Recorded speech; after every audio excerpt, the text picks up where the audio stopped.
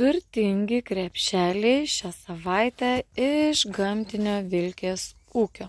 Šitas maistas unikalus, jam auginant nenaudota jokia chemija, naudojami tik tai natūralūs papildai dirvai, augaliniai ekstraktai, augalų priežiūrai.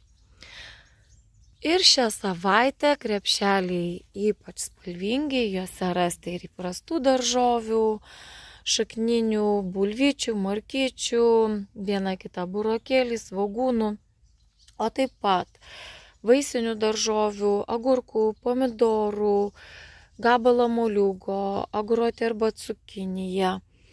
Ir ypatingus pomidoriukus dėsime į didesnio asortimento krepšelius, tai yra pirmapradžiai laukiniai pomidorai, ypatingai nuostabaus skonio.